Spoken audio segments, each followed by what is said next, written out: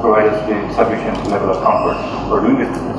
First is open and non-discriminatory access to each other's markets, right? So I'm speaking on behalf of both of these, possibilities here. For us, it's very important here from the beginning in Nepal, we need to have... Can I just pause there? Because I think those are very important points. Can you just, for the benefit of those listening, explain that a bit more? Open and non-discriminatory access. Right. I think it's simply, if I can put it, it's basically we should be allowed to participate in the Indian electricity market, not only the exchange but also the long-term markets, as any other Indian hydropower developer. That's the basic premise that we would like to have in this whole context. So that we can participate in the exchanges, we can participate in the various price bidding mechanisms that the Regulatory Commission in India has been incorporating. We just want to have a level playing field with the Indian hydropower developers. So that yes, we will definitely have to be competitive, and we are willing to do that. We will be competitive, and we will be we would like to access the market on equal terms, equal footing. The other thing that is very important is to have a framework agreement which provides a stable regulatory framework, so that there are no surprises at later date. Even now, when I use the word non-discriminatory, there is a possibility of reintroducing this import duty or import license in the absence of umbrella power trade agreement. We were, basically advocating to get that removed because that was a trade barrier. 2 rupees Indian per kilowatt hour for supplying to market, which is during space and 4 rupees was a non-issue.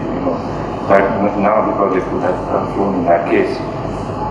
So stable regulatory framework for the long-term investments that we are making in Nepal.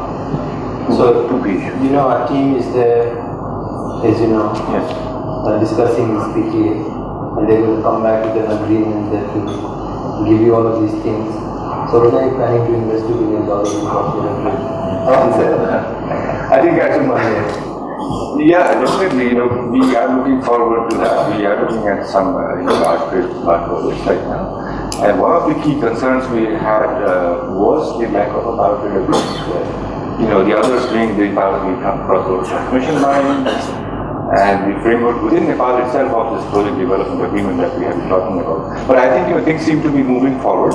And yes, with the recent visit of Prime Minister Modi, everything seems to have gained momentum, and we seem to be heading towards successful conclusions of this issue. So, Mr. Thakur, just picking up on the points that he said, open, non-discriminatory access, stable government policies, sense of security. But, in some sense, India is as complicated as we are, if not more. They are a federal structure. I think we're trying to get there.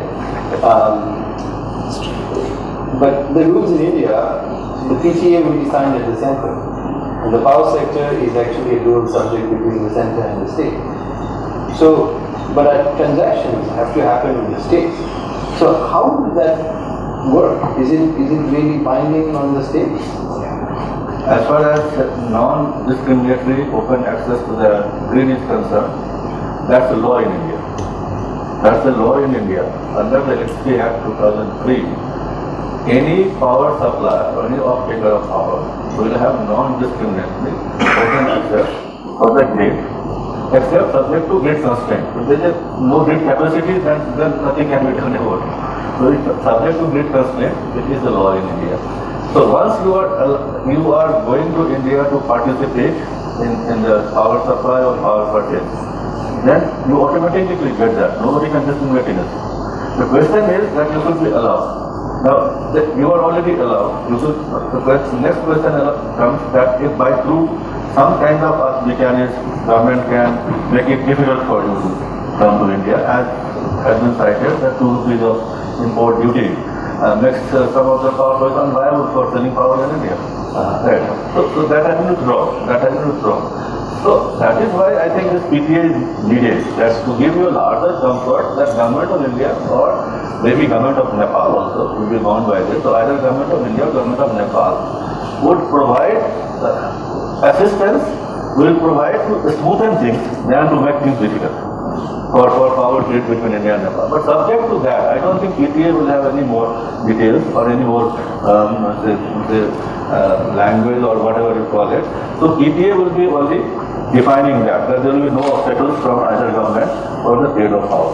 And then the individual project will have to find its own path, will have to find its own supplier of power if you are buying power from India. And then, as I said already, that whether it is generation power, generation project or is it transmission thing, everything depends on the market financing, and market financing will happen only when you have PTA or transmission agreement and these are that. Those are matters of details. But the larger intent should be covered by this PTA. But you know, the Electricity Act in India, I think it was done in 2003. Right. That was a big act. But even as we look now, that implementation is not uniform across the states. Some states are doing better than others. Maharashtra is doing very well. Bihar is doing not so well. Unfortunately, we have to trade with Bihar. And so, let me ask you, and then I want also Mr. Shakya to respond. The intent is, of course, it takes a lot of time to implement across the states, and the variations across the states is often the bottleneck. Is that something that we just have to work through, or is that something that can be codified in an agreement? Indian power sector is now regulated. Right, so you have regulators at the national level and you have regulators at the state level. And under the law, a lot of powers have been vested with the regulators. Now, not all the regulators are proactive and forthcoming. Sometimes I agree the regulators may get biased because of the local pressure or local conditions or local state distribution or company's requirements, and therefore the things are not uniform in all the states in India, which will always happen in the federal sector. Anywhere in the federal sector that is bound to happen. But as far as import or export of power is concerned, I don't think there will be any problem. But then, if you are going to sign PPA with a state distribution company, you have to have agreement with that state distribution company, and there the regulator is that state may come and fix. And it has happened with our power trading corporation, PTC's PPA with the state distribution company. We had always to go to the state regulator, and we are not always happy with the awards of the state regulators. So I mean, that's a market risk which you face and which you have to encounter, and nobody can give any assurance what the regulator will say or not say. Now let me then tell you what are the problems which can be anticipated in going to a particular state. One is the state wheeling charges, which is determined by the state regulator. That if you are using the state grid, what will be the charge that you have to pay per unit of electricity. Now, if you want to bypass that, then you go to the central grid. If you go to the central grid, run by the central utility or any other central transmission provider, now private sector can also provide transmission across the state under the law in India. So therefore, then once you bypass the state grid, then you don't have to worry about the wheeling charges of the state. If you are going to supply power to a particular consumer in a state, now industrial consumers, commercial complexes are free to buy power from anywhere under the law. Then they may levy some surcharge. Regulators may levy some surcharge, and that may become difficult for anybody to access any consumer in the state. That is also now being relaxed in the sense that the Act says that over a period of time, it should be no more than 20% of the cost of supply.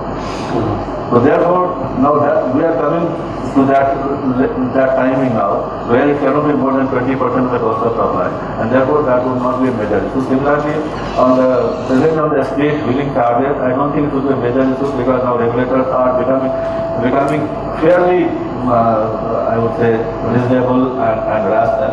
And one thing more that has been done under the amendment to the Act is that they have created a body called Forum of Regulators, which meets every quarter.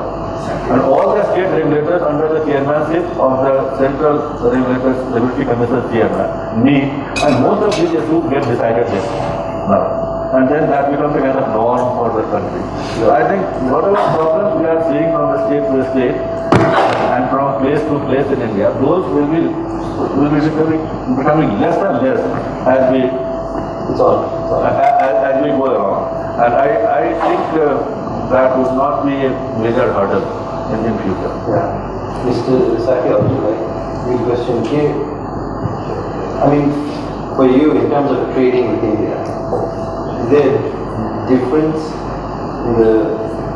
in how you successfully able to deal with certain states, and will this PTA actually change something fundamentally from a day-to-day operation point of view? Well, I don't know about the PTA, what will be there in the PTA, like when it comes tomorrow. But yeah, there is a difference. When we're talking about, let's say, Maharashtra, Haryana, or you know, the other states, that are developed. The regulation is a very developed state. Although Electricity Act 2003, of course, as you said, it has been, a different pace. They have adopted that. And unfortunately, our neighboring states, Bihar and Uttar Pradesh, they have been the laggards in the matter of deregulation. But they are going anyway. And recently, they have learned that Bihar has the DSEB has unbundled, and the transmission units are going to separate, and therefore we'll have very predetermined, wheeling charges should be known to us. Then we can decide whether we want to buy from Jharkhand or we want to buy from some other states through Bihar and bring it to the Hitendra or the Annapurna. So I think we have to wait for these two states to come along, and no matter the PTA, whatever the PTA is, I think we are more reliant on what is the state of development of the regulation in India, and then comes the PTA. Of course, when we want to deal and have a long-term contract. One thing I want to touch here before what Mr. P. Thakur said. This PSA, Power Sales Agreement that we have with PTC for 150 megawatt for 25 years, RTC, of course that was a building block for the transmission line between the Tantra and Annapurna. And that precursor to this PTA, so it already clears a lot of grounds. If we were talking about PTA now and the transmission line was not there and it's going to be in the future, and there were so many fuzzy things, we would be wondering how to go and what. But we already have a lot of things answered by that Power Sales Agreement and that cross-border transmission line. A lot of things are clear. The PTA will only make it certain that this is the way things are going to go in the future for all of the cross-border transmission lines. So it's a possibility that we open a Nepal power trading company in India? Is a possibility? Or you just deal with some counterparts there? Yeah, just like PTC India, we are dealing with PTC India here. Yeah. So the similar role can be visualized for PTC Nepal in the Indian market, or with procure. Yeah. I think all of this, obviously sounds interesting, but I want to also bring to your attention, which you all know, and maybe the audience attention also, is that maybe there are some darker shades to this picture. And the darker shade is that the Indian power sector is under a lot of distress, right? I mean, in the sense that, I think last year there was news that maybe 1,70,000 crores of potentially funding was stranded. The sector is going through a major change. There's a lot of fuel shortages. If I were Nepal and I'm thinking, well, we have enough problems on our own, and now we're going to go and sign a PTA and reach on to another place that has even bigger problems than us. How do you put that current seeming distress of the Indian power sector into context? What went wrong with the Indian power sector? I would categorize in two categories. One is that the reforms which were anticipated under the Act did not take place, about which Mr. Shakya also has said that in some states the reforms have not taken place. Another thing that happened was I would say, very unrealistic estimate of the coal availability from Coal India. Coal India is a holding company for all the coal companies in India, and coal supply agreements for the thermal power projects were to be signed by Coal India, where the government of India Government of India gave letters of allocation. And the projects got financed on the basis of letters of allocation from the Ministry of Coal. And later on, the Coal India said that they were not in a position to produce so much of coal and supply. That was one hiccup scheme. Another was that people knew that Coal India would not be able to supply the entire coal needs of the power project, and therefore import of coal was freely allowed. And anybody who wants to import coal and use imported coal, and that is how people like Adani, Tata, they went to Indonesia, tied up coal. But again, there was a change in the regulation in Indonesia. And because of the change in regulation in Indonesia, which was foreign to the Indian contracts, and the Indian contracts had not factored into that change of regulation outside India into the contract, as a result of which the project became unviable. At that level of coal pricing from Indonesia, the project became unviable. Now the question was how to get out of that contract. So you have to now do something to amend the contract, and people in the government were not prepared to amend the contract for fear of criticism, because they were all private parties. So if it was with the government parties, I think it would have been much easier. But they had again the sense of insecurity that if you do it for a private party, then you will maybe accused of favoring someone or disfavoring someone. So all these things went on. Then finally, now the matter is before the regulatory commission. Also, for the coal blocks allotment, there were some irregularities, and the Supreme Court of India came very heavily and said that these coal blocks were illegally allotted. That's the price you pay for democracy and for transparency. So this is what has happened. But the current government, the present government, is very conscious of this problem, and they have said that wherever coal blocks are cancelled for the power project, the coal linkages will be given. Coal linkages will be given to democracy and for transparency. So this is what has happened. But the current government, the present government, is very conscious of this problem, and they have said that wherever coal blocks are cancelled for the power project, the coal linkages will be given. Coal linkages will be given through the Coal India, and Coal India will be allowed to import coal from outside, and then Coal India will, to meet its obligation of supply of coal to the power project, will import coal. Right. So all these steps are being taken. I believe that this is transition phase, and I don't think that it will cause much of a problem on a long-term basis. But as far as the relationship between India and Nepal is concerned, and as far as the PTA or PSA that you signed between Nepal and India, I don't think that will be affected by these kinds of factors. Because you will have PSA or PTA with particular projects, with particular state, particular set of consumers when you go to sell power or buy power from particular project. So therefore, I don't think that will be affecting it. For example, the 150 megawatt which India has signed with ETC, I don't think that will ever get affected. Because ETC is obliged to supply that power, and ETC has to supply that power. So this contract will be on. What do you think, Dr. Shah? Lots of foreign companies particularly have tried their hand at the Indian market with somewhat limited success. Is this something that Nepal as a country or as a power trading company would be able to maneuver, or mostly from your perspective as a commercial enterprise, in terms of managing that complexity of not just one but two marketplaces? Yeah, I think it's a very complex market, definitely. The Indian market, sometimes we compare it to the elephant. Yeah. And we definitely need to have some very fancy footwork to go through that system.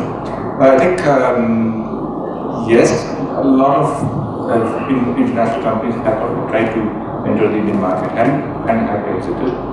But I think there are some international companies who have the required expertise to participate in such trading mechanisms, are persisting, and I think they have already met with some success, and I think they have longer plans to stay in the market.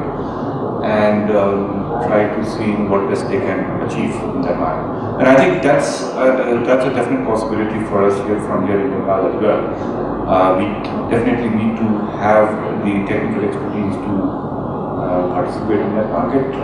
And strategy has also said that we need to make sure that we are able to pool together all the power which is available in the integrated Nepal power system, so that there is one entity which will have the volume to negotiate good prices across the border, and also participate in the market where the market is willing to buy. The larger projects will definitely get to will have the strength as well as the intent to do long-term contracts or mixed contracts of long-term and merchant market systems.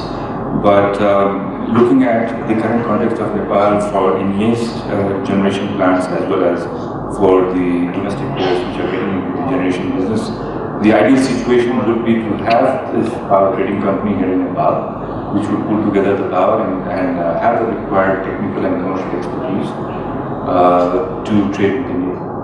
That's the definite opportunity for us. I have a question there now, just because it's new, we do not know how it's going to happen. But as far as I know, hydropower projects in India, when they want to have a long-term contract to discoms, their tariff is subject to CRC. And CRC is going to determine based on their cost proposals and all that, and they determine what is going to be the tariff. Well, what happens with Nepal? We, as a Nepal Electricity Authority, cumulatively have all those 150 PPAs, and then we want to sell long term for 6 months. First thing, there is no such production.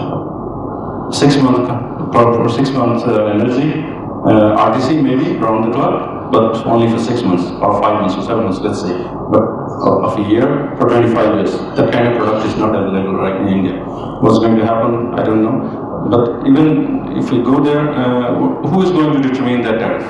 If CS is going to determine the tariff, now even if you get the best tariff, there's going to be a lot of noise about the sovereignty and CRC is determining our tariff and things like that.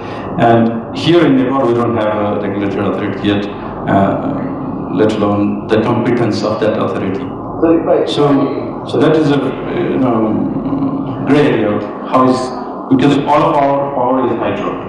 Yeah. If it is thermal, then we can sell it directly to the trader and through the market price. What about hydro? It is said that the CS is going to determine the trade power. I don't know what's going to happen. So, and that's it. If I understand you correctly, and I think what you once said is that the PTA doesn't necessarily take away the market risk. You are still trading in a market, and as a trader in that market, you pay the prices of going up, down, demand, supply, and the fundamentals. What the PTA does is it guarantees you the rules of the game. The rules of the game won't change. Whether you survive in that game and make a lot of money, or whether you make a bad bet and lose all your money, is your business. Right? You are still exposed to that sort of risk. It's not that hydropower tariff has to be approved by the central authority. That's not the requirement. The requirement is little different. Of course, that is in practice that has been done in some cases. That requirement is little different. If you can sign an agreement with any discount, distribution company, or for that matter any private company, the CRC will not come in. Right? So if you can negotiate the tariffs, agree between the two parties, and then decide on that. But if you are going to a discount for selling power, then the state regulator clearance is required, not for looking into the tariffs that you have agreed, but to look into two things. One is that whether the state needs this additional power. Okay? And secondly, whether the tariff which has been agreed is within the range of tariff which other projects are offering. Right, so only from these two angles, the state regulator has to clear it. From the need angle and from the reasonability of the tariff. But the state regulator doesn't go into the books of the accounts to determine the tariff. Central regulator, why is the central regulator is being approached for larger projects? The reason for that is that earlier, the Central Electricity Authority used to approve the project cost, which will not be the case for projects in Nepal, because authorities in India have no, I think, local standard to approve project cost just there. But when you go to sell power in that country, then what will be seen by the state regulator if you are going to this job? That whether it is in the reasonable range and whether there will be. But if you are going to sell power to a third party, which is not a distribution company, then you can sell and nobody is going to question it. No regulator can also question. That's a negotiation between the two parties. Right. But then when you are going to sell to the third party, like the commercial complexes or industrial units, then buyer will always look at the competitiveness of power, whether it is getting competitive power.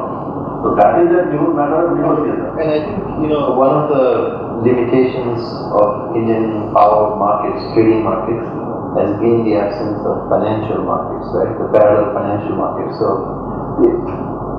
assuming that comes up, you have swaps, you have options, some kind of hedging instrument. Assuming all of that is there, now you have exchanges where you can do that very quickly. Do you envision, and we haven't seen the draft of what is going to come up, but do you envision that a PTA allows us to access those kind of financial instruments as well? I think I don't think that can be that's a totally personal opinion, and I would not say it's a very considered opinion, because this question has been put now, and I'm just thinking aloud that I don't think that any PTA can take care of this situation. Right? That is one. Second thing is that when I was setting up power trading corporation in India and going around and meeting people, around that time only the California crisis had taken place in US. And everybody, and Enron also had collapsed. So everybody was telling me that when Enron has collapsed, do you think this small company will be able to stand on its feet in the power market? Because the experience of power market in US at that time, especially with the Californian context, was bad, and Enron was bad. You always learn from those experiences. So I used to say that we learn from those experiences and will not repeat them. And so what has happened in India is that the regulators are not at all keen to allow financial derivatives into the power market. So they are saying pure physical transactions. Pure physical transactions, supply and purchase of the commodity, which is electricity, without any derivatives. And repeatedly this has been discussed in India. Once the power exchange tried to have some financial derivatives, and the central regulator just put his foot down and said nothing. We will not allow any financial derivatives on this country. So you don't anticipate that within the next 10-15 years there will be too many financial instruments? 10-15 years is too long a period to anticipate, but I can tell you that in the near future, I'm 100% sure financial derivatives will not be allowed on the product. I have a question. Sure. As from Nepal Electricity point of view, we will be having, we already have one under construction, Dalgewar Muzaffarpur, and another is Tanapur. So during a certain discussion with friends in Indian exchange, I had an impression, whether I'm right or wrong, that if we commit certain power from this Dalgewar Muzaffarpur, and for any reason we cannot supply certain power from that point, and I want to sell it from Tanapur, then that kind of change of change of supply, or say I cannot supply at all from my point, then I want to buy it from Jharkhand and sell it and fulfill my obligation. That is not allowed. Is it so? If it's it is not allowed. I agree with that. It is not allowed.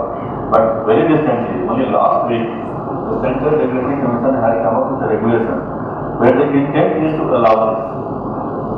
That's only last week the regulation. I have not myself seen gone through the regulation. But what some colleagues the former colleagues of mine came and told me that it will be allowed now. That's the intent of the central regulator. That so to meet your commitment, you can change the source. Yeah, because we recently had a disaster in one of our rivers, and about 67 megawatts is out of operation because of one landslide. So we are so predominantly hydro-based, and it could happen that we cannot fulfill our obligation, and therefore we have to look for the supply from somewhere else in India, and then instead of paying a very heavy penalty, we pay the difference only. So if that kind of option is available, then it would be good for the Nepalese hydro. As I said, it may be to allow it. Right. And that's the regulation that has been issued only last week. The draft regulation where it says that this kind of a thing will be allowed. So I just want to pause here and It's very different. Only last check. week. Yeah, I think if there are some questions, I see some hands up. This is great, and I should ask another questions. I think still we are trying to talk the problem between two countries. Actually, if you see, the biggest problem is not the market, not the anything else. The biggest is it's a love and hate relation between the political parties in this country and that country. Sometimes they love each other so much, like when the Modi visit, everybody clapping here. Sometimes we say India Murdabad. So that is the basic cause. Thanks to Prime Minister Modi, after his visit, I think almost many all these dark clouds are clear now, and this is the right time to talk something like this. What I see, I talk to many Indian counterparts, and always they are saying sometimes that Nepal can give few thousand megawatts. Okay, how is few thousand megawatts? What's about the water? Before 1950 also is a water problem. After 1950 also is a water problem. Today also is a water problem. So hydropower is linked with water. And naturally, energy security from Iran through oil, or energy security through hydropower from Nepal is much more secure for India. And first, the biggest problem I see between these two countries, when Nepal is talking, they are thinking what India is getting benefit. When India is thinking, even I talk to many bureaucrats in India in planning commission and in the ministries, they are thinking more on Nepal benefit side. So this is the biggest basic problem between these two countries, that first they should think what I get, how much is getting. First, I should see what Nepal getting benefit, and India should see what India getting benefit. So that thing is starting now. I can give you one example. Like let's go to Pancheswar. If Pancheswar comes, India gets 15,000 hectare, let's say, irrigation, whereas Nepal gets only 1,000. But Nepal gets almost 50% water right, where our basin is only 20%. 80% of water is going to India. So these are the mutual benefit, and we have to develop. We have to come together. We have to get married. We have to like each other. I just compare Bhutan, India, and Nepal-India relation. We are in boyfriend-girlfriend relation. Sometimes we like, sometimes we don't like. India and Bhutan is very much married. They have to depend on each other. If the power is coming from Bhutan after 10,000 megawatt, some big problem is coming in India. Because suddenly giving 10,000 megawatt from other sources will be difficult. And for Bhutan also they can't stop, because they get all this trade balance, currency, export benefit, everything is there. So what I see, I think, rather than whether we need power from you or not, whether we need water from you or not, talking like that, we have to say we have to do it. And both are getting the maximum benefit. Second, one comment is, sometimes people discuss export. Shall we export or not? A river, when you optimize, Upper Tamakosi is 6.5 megawatt. Sandip Shah knows better than me. Drivers is giving only 90 megawatt. So export we have to do at each and every project, whether 5 megawatt or 600 megawatt or 10,000 megawatt. We have to do export during wet season, and we have to buy during dry season. So there is no option of talking, shall we export or not? We have to. When we are 700 megawatt, this thinking is different. When we are 5,000 megawatt, you have to export. Right now we are, Hitendra knows, we are reaching 2,000 megawatt only in 2017, July. And we have to export at least 6, 7, 800 megawatt during night time. Otherwise that will be wasted, almost 8 billion rupees, which we can't afford. And what I see, we can't increase Q every time. Right now it's Q40, which is never in the international standard, which is, and PTA makes our power cheaper. I can see if there is PTA, if there is open market access, we all design in Q20, Q25. That makes our power cheaper by 18% in my project. Actually, it may be 20% in some areas. Look at the Upper Ganali, 900 megawatt for export, 300 megawatt for the Nepalese market. So is it good to make 300 megawatt or to make 900 megawatt? So there is benefit for both sides, enormous benefit. But the problem is we are shy to talk that. Now I believe the new government in India, naturally there is problem in our bureaucratic system also. Two bureaucracy, Thakur sir, I tell you, they hate each other. I know the Indian bureaucracy, I know the Nepal bureaucracy. They hate each other. They want to be boss to others, no? Not possible. Once you are talking something for the mutual benefit, you have to leave something and you have to gain something, no? But what I suggest to, let's say, our Prime Minister office, that there should be a Nepal desk in India, in Prime Minister office, and there should be India desk in Nepal, so that any problem, these two leaders love each other so much now for next 5 years at least, let them solve the problem. So I see big future. We can't live. We can't live without each other. We are neighbors, and we can't live without water. We can't live without hydropower sharing. We can't live without food security through irrigation. We can't live without developing all these big projects. So I think there is no other way of talking that there are alternates for Nepal and there are alternates for India. We have to live together, and that's through hydropower. Thank you. Let me From Republica. I want to ask a couple of questions to Mr. Thakur. Earlier you said that there should be an umbrella agreement including PTA. Could you elaborate what it includes while a team is in Delhi and discussing about PTA? And the next is, it's loud and clear here that oppositions and some experts, not some, let's say many experts are talking about that Nepal should get downstream benefit when any hydropower regulates the water. What is your opinion? Can India pay for the water that is regulated as it gets downstream benefits? I did not say what should be in the umbrella agreement, but my take is that umbrella agreement should provide you the right environment for doing the trading of electricity between India and Nepal. So that provides the environment. For example, things like non-discriminatory open access, which Dr. Shah spoke about. That may be incorporated in the umbrella agreement, that there will be no discrimination with the projects in Nepal as far as the Indian grid or the Indian market is concerned. Similarly, there will be no adverse regulation or no adverse imposition of any kind after the agreement has been signed for any sale or purchase of power between India and Nepal.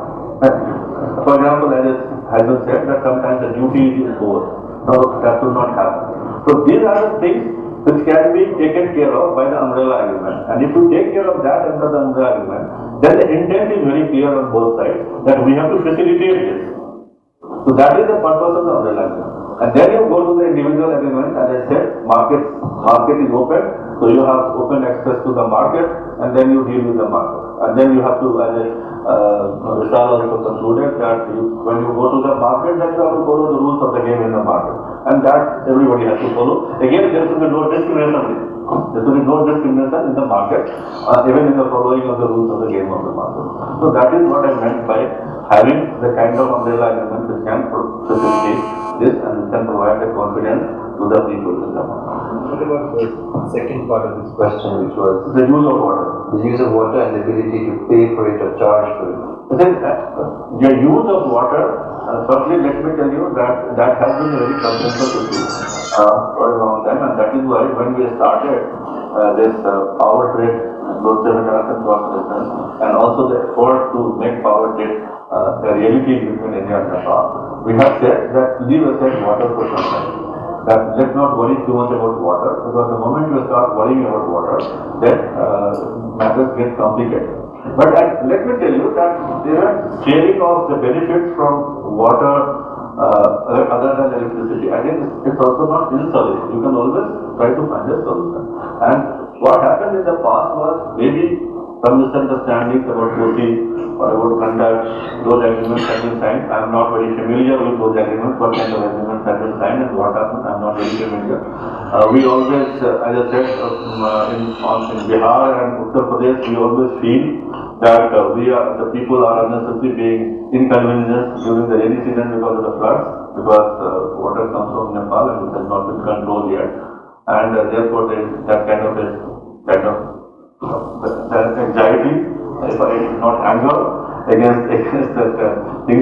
we are facing today. But going forward, I think it can be solved, and the two sides can sit together and try to find a very amicable solution to this. But coming from what Mr. Gyanan Prasad said about Modi's visit, the new Prime Minister's visit, so that Modi is a very well-meaning person, our new Prime Minister, and he speaks from heart, and he has very soft corner for. I mean, he is a good human being, with a soft corner for everything. But what I was impressed, and I don't know whether you will appreciate it, is that he distributed Gita, Bhagavad Gita. And I also distribute Bhagavad Gita. And not to my friends in India. I have given Bhagavad Gita to my American friends from California, from Los Angeles, British friends from London and other places, the Norwegian friends, Finnish friends. I've given Bhagavad Gita to them. And they all have promised to me that they will go through. I always say that Bhagavad Gita should not be read as a religious book of Hindus, because it is a kind of guide to life. It's a manual to life, and that is how it should be taken. Now, when you are discussing about any agreement on a larger basis, I'm saying, not the contract that you sign between projects and the buyer and the purchaser, I'm not talking of that. When the two sides sit together, let's for a moment leave aside, and that's the teaching of Bhagavad Gita, let's for a moment leave aside who is going to benefit how much. So what is important is that we have to do it. People will benefit. Somebody may benefit little less, somebody may benefit little more. But benefit will go to everybody. And that's what God says. That's what Lord says. The benefit will go to everybody. Do it. And just begin from somewhere. Just do it. And the benefit will go. And I read a book called Go Giver. I'm forgetting the name of the author. I read a book called Go Giver, not Go Getter. Earlier the concept was Go Getter. Now this book says that the concept has changed. It should be Go